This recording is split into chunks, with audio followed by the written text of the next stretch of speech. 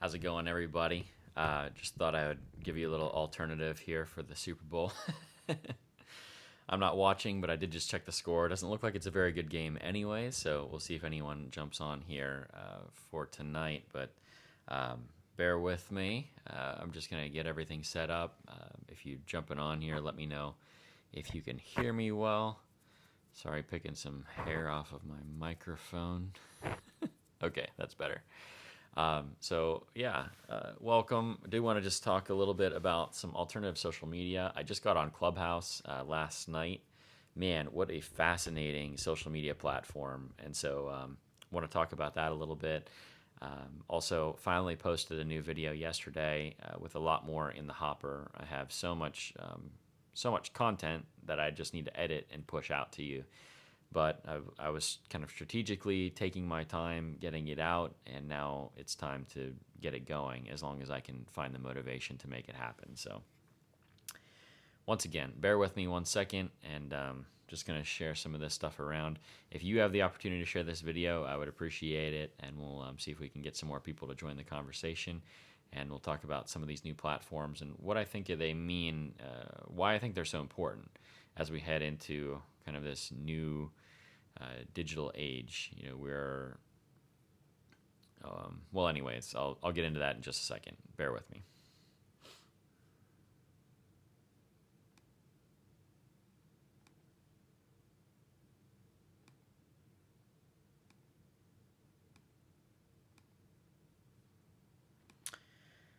Okay, there we go.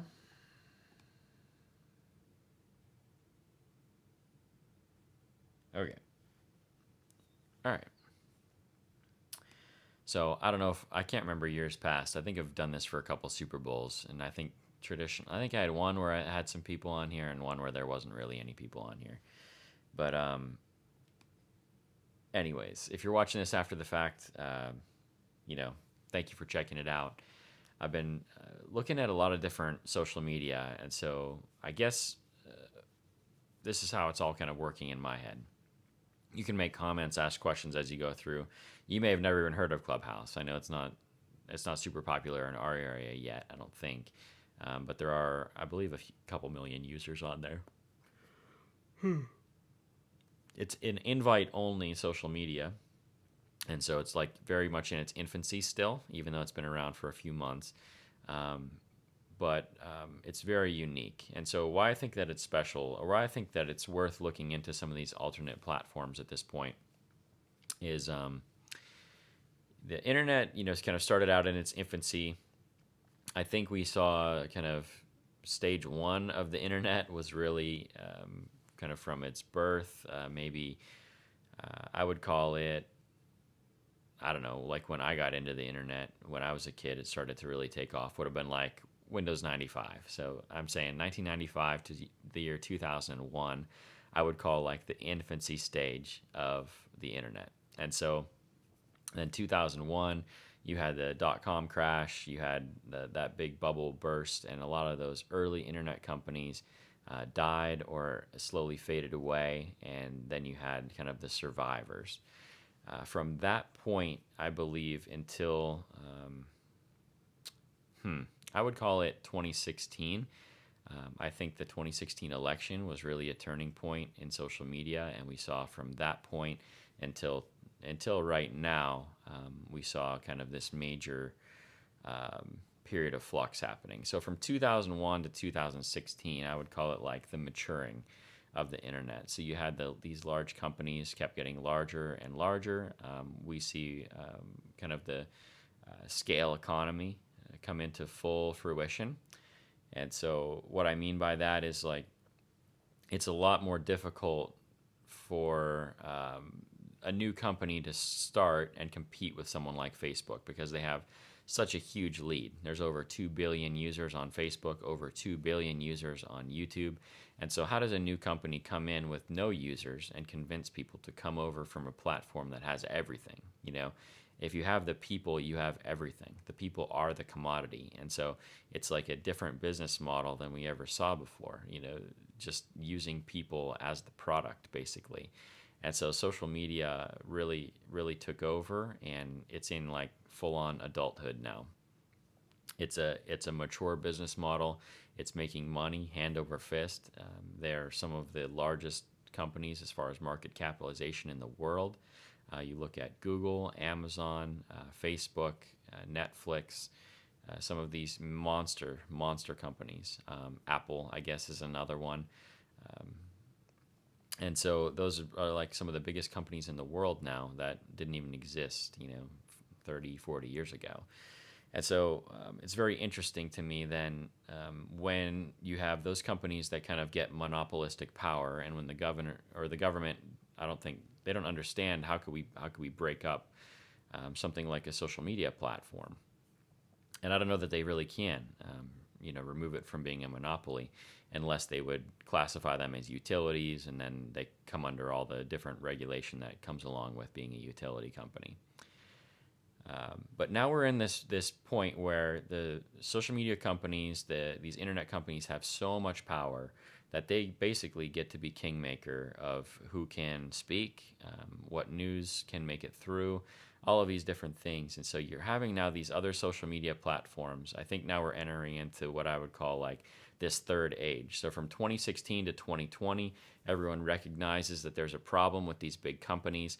It comes to a head in the 2020 election. The country is so incredibly divided, and people start to separate off into different social media platforms. And then now you see silencing of certain voices, all these different things actually happening.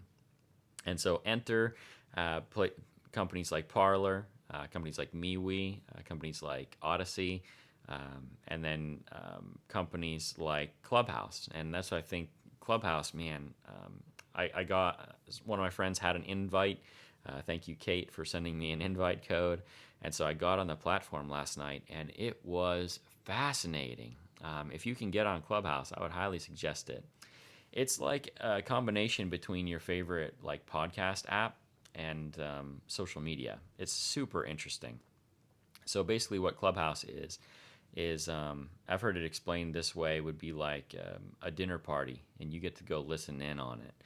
And so I picture it like a podcast, but if you hear a point in a podcast and you say, man, I would really love to be able to talk to the podcast creator and get in on that conversation of what they just said, or I really have a question and I would love to be able to ask it, Clubhouse actually allows you to do that. And so if you're listening to a conversation and it's a really fascinating conversation, or something that you might have some insight into the topic that they're talking about, or you might have a different point of view, you can go on Clubhouse, listen to these people that have thousands and thousands of followers. They might be CEOs of Fortune 500 companies, and you can just simply raise your hand in the middle of the conversation, and they'll bring you up into the conversation.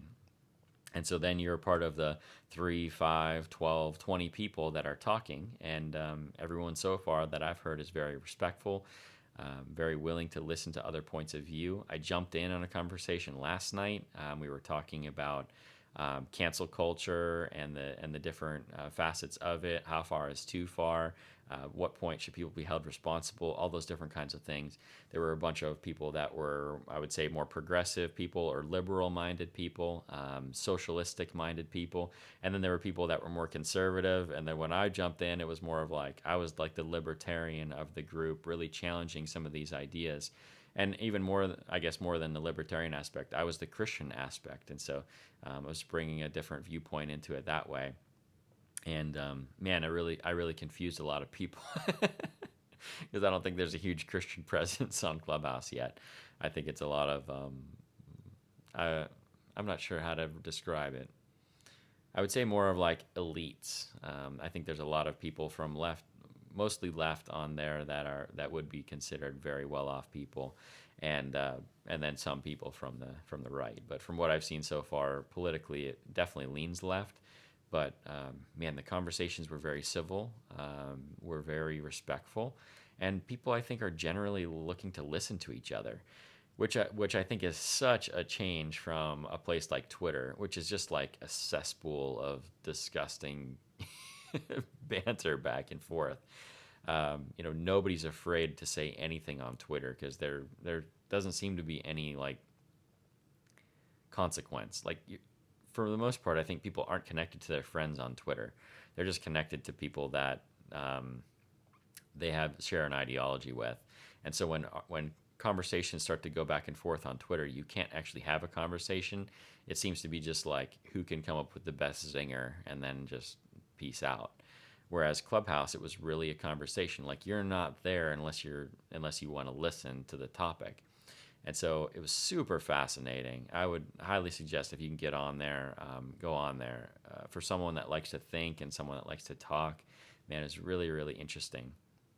And so I think, man, that's a totally different take on social media and something very unique, something that I think has the potential to add a lot to the richness of what social media should be, which is connecting with people and being able to hear others' viewpoints and be able to actually make yourself heard. I think that's so important. So that's super cool. If you get on Clubhouse, just search me. I'm Andrew Ladisaw on there, just like every other social media platform out there.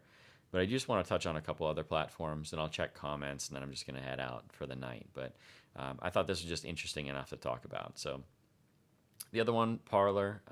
Parler, I thought it was a Twitter copycat, and it was not good. I'm just going to put it out there. I don't think it was a good thing whatsoever. I was on Parler. I got on in the very early days, and it never matured to the point where it was not an echo chamber. I don't think that Parler should have been removed. I don't believe any of that kind of stuff. But at the same time, Parler was not adding anything to the value of like conversation of the political realm, and it wasn't adding anything of value to the internet, in my personal opinion. And I agreed with most of the people on there politically, but they were so far removed from wanting to hear anything from the other side that it was. I don't want to call it dangerous as in being a danger to society, but I will call it dangerous in the fact that it's dangerous for us to like get locked into our ideas to the point where we don't want to talk to other people. And I think Parler did a really good job of dividing people even further than we were already divided. And in that respect, I don't think it was helpful at all. Now, maybe given some more time, it would have matured into something that would be valuable to the political spectrum. But the way that it stood, I wasn't getting anything of value out of it.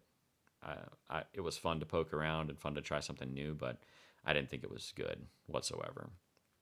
Now so good example, bad example, and then two more good examples for you if you want to try out some different stuff. There's a company called MeWe. I've mentioned it a couple times in a couple different videos. I think MeWe is fantastic. MeWe is a Facebook copycat, but some things I think they've actually improved upon what Facebook does. Well, several things actually. So MeWe, they have no ads on the platform. It's like user supported, and they have a commercial product that is competing with Slack that is kind of built into the platform. And so if you're a business, they have business customers that actually support the actual company, and then that allows them to provide a free option for all of the people that are on just as individuals. So you have no ads. Your newsfeed is not curated, and so or it's curated only by you, I should say. It's not an algorithm-based newsfeed, and so you only pick the stuff that you want to have on your newsfeed.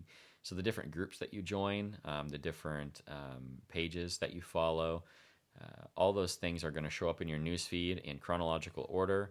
And so I love that I can scroll through the newsfeed, and when I get to something that I saw before, I know that I saw everything that I wanted to see. I know I saw all my friends' posts. I saw all the pages posts that I wanted to see.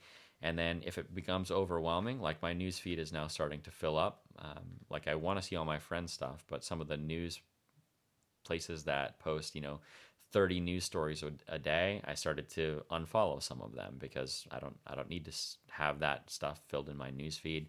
It was taking me too long to get through, and then I get to decide. I get to choose what I actually see every day. And so in that respect, I think it's way, way better than Facebook. The no ads thing, man, you don't realize how much you're being manipulated by social media until you use a platform that doesn't have ads and you actually see what you want to see. The other thing that's nice on there, their messenger system is built right into the app, so I don't have to have a separate messenger in order to talk to people. I can do it right from that same page. And then their groups, I think, are greatly improved upon versus Facebook. They have a groups tab on there, so when you go to the groups tab, you can actually see all the new posts by the groups at the top. And so you can see, like, I follow a permaculture channel, which is just like a style of gardening. And so I can see the permaculture channel had 5 new posts. I can click on it. I can see those 5 posts in sequential order. I click X and I'm like caught up on that for the day. And then every group also has a running, like a chat room, the old school chat rooms. And so you can chat with people on there throughout the day if you want to. If you don't, you just turn off notifications for that, and it's no big deal. So MeWe, I would highly suggest. I think it's super cool.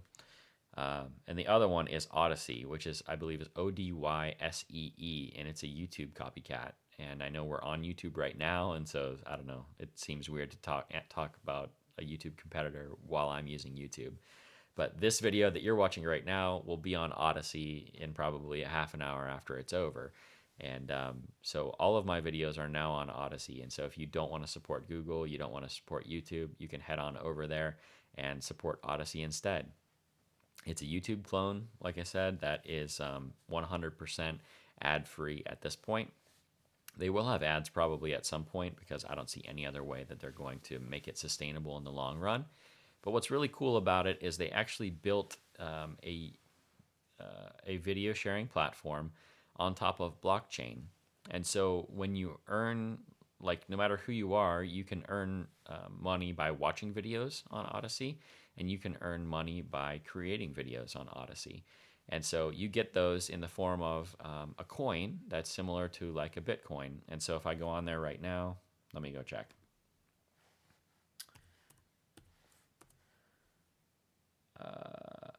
Okay, so on my Odyssey wallet, I have 33 and a quarter coins. And so, I have watched enough videos on there and put on enough content. And when people watch my videos, I get paid a little bit.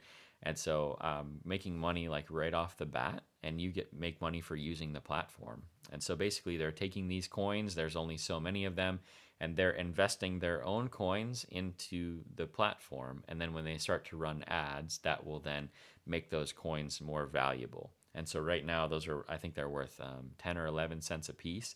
So my 33 coins is worth like a whopping $3.50.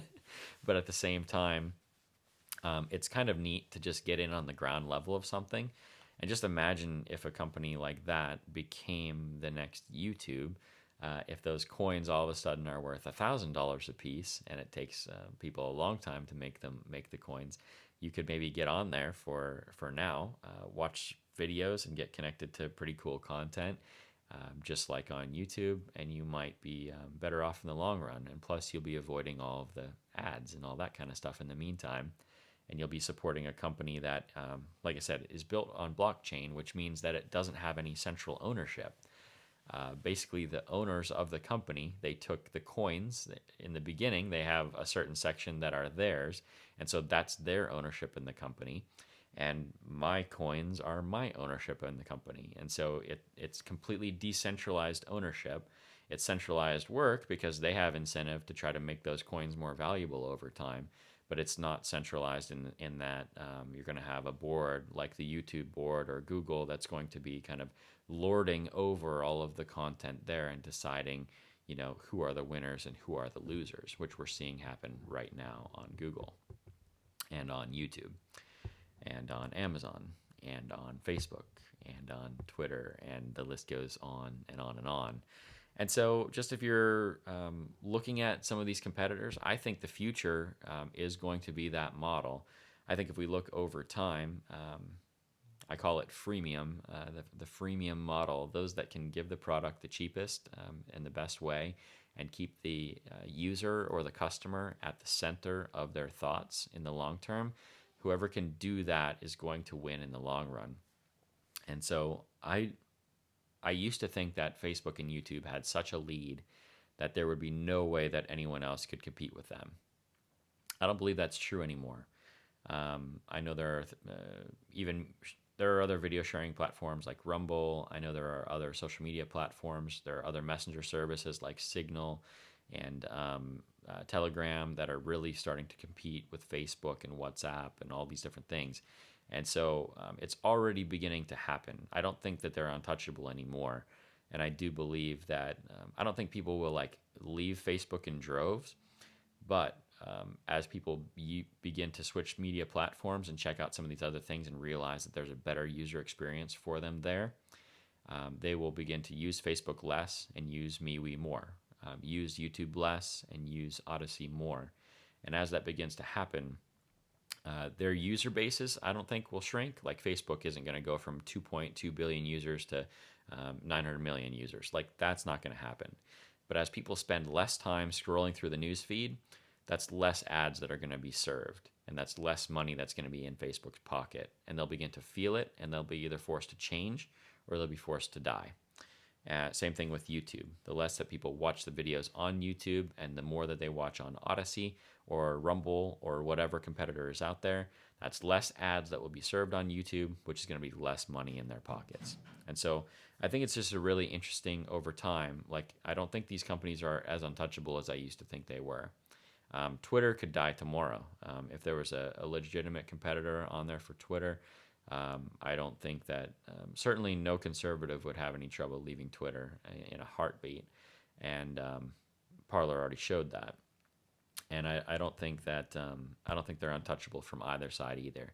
Because the more that you start to censor people, it's just a matter of time before they're beginning to censor someone that you agree with. And then at that point, they're just playing a game that is unwinnable in the long run. So anyways, I just think that's super interesting where we're at in the internet age at this point. Let me check. I don't even know if there's any people that are talking on here. I haven't really been monitoring it well tonight, so bear with me here while I pull up the actual video.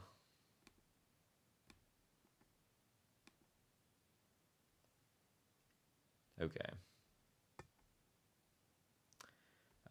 Yeah, we don't have much on here. Todd says hi. Hey Todd, how are you doing? Hope you enjoyed the little ramble that I had tonight. And Terry says, haven't been on here much. I figured I would jump on before I go to bed for work in the morning. Very cool. Well, get some rest. Enjoy your day at work tomorrow. Todd says, what are the two platforms? Like the ones that I talked about? The one was Clubhouse. That's the one where you can like sit at the kitchen table, so, so to speak, with some of these big creators, all of those kinds of things. The two that I would suggest to you, though, Todd, right away would be MeWe, which is like a Facebook copycat, but I think has improved upon Facebook, and that's just simply mewe.com. Find me on there, and then I'll suggest a bunch of friends to you, so you won't have a completely empty news feed, and then you can go and search groups and find other things to do. And then the other video platform is Odyssey. It's odyssee.com, and you can search for me on there as well. I found a lot of cool homestead content on there. I found this guy that was like he bakes bread, sourdough bread, which I aspire to one day bake good sourdough bread. I haven't figured it out yet, but I've made a couple good loaves in my day, but nothing to write home about. But I'm fascinated watching his content. It's called Food Geek is his content. Tim, oh gosh, I'm forgetting his name, but the guy who does Timcast, it's like a conservative news station. They do. He does. His channel is on Odyssey now as well, and a lot of the other homestead channels that I follow are on there too. So I have my own feed on there that is like it's. If I didn't have YouTube, I wouldn't miss it. I think YouTube is still where it's at. I have to post the videos here, but I'm porting them all over to Odyssey because I think that it's valuable enough already that it's worth having it on there. And if people decide over time they want to support YouTube less or support Google less, and they want to switch over from YouTube as a proxy in that war, then at least I'll be there and people will have a couple different options to check out the greatest city in the world content. That's it, guys. Check him out, Todd. I hope you find me over there. Is there gaming content? There's a ton of gaming content on Odyssey. Yes, for sure. MeWe, I haven't searched for any gaming groups, but I'm sure they're on there. It seems to be there's groups for just about everything. And what's nice about MeWe right now is the groups are still small enough that you can really get into good conversations with people. Not as good as Clubhouse, just given the nature of the app, but still very good, and I think still way less toxic than Facebook. So, all right, guys, I've been rambling for 25 minutes. I'm going to jump off of here. I hope you have a blessed night. I hope you have a great week. Hopefully, I'll get to editing some more stuff for this week, and it's going to be good. But I really appreciate y'all, whether you're on here live or whether you're checking this out after the fact. It's blessed to be connected with you. I'm hoping that I'll be on here more often on Sunday nights. I know I've been taking some time off, but forgive me for that. There are great things ahead still. So many good things. If you didn't watch the last video, that was more like a Sunday night video where I gave a lot of updates on all the things that are happening right now. And yeah, so it's worth your time to check that out. It'll give you some insight into what's ahead in the very near future. But bless you guys. Have a wonderful night. See you very soon.